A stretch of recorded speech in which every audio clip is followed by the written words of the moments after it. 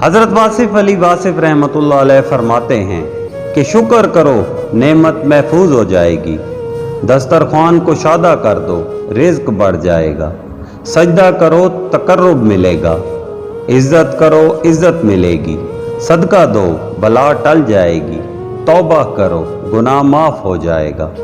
और बेहतरीन कलाम वो है जिसमें अल्फाज कम और मायनी ज़्यादा हों। आप फरमाते हैं कि दरिया पहाड़ों में से सिमट कर गुजरता है और मैदानों में से फैल कर। अपने हालात के मुताबिक सफ़र करना चाहिए। इंसान हालात से बाहर हो जाए तो बिखर कर रह जाता है।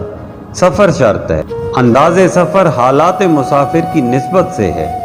आप फरमाते हैं कि जिस खतरे का वक्त से पहले एहसास हो जाए कि वो टल सकता है, उसके रोकने के लिए दुआ का हथियार है।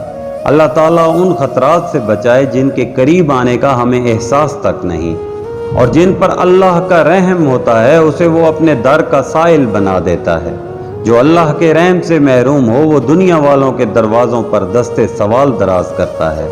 अल्लाह से दुआ करें कि हम पर ऐसी कोई मुसीबत ना आए कि हम अल्लाह से मदद मांगना भूल जाएं।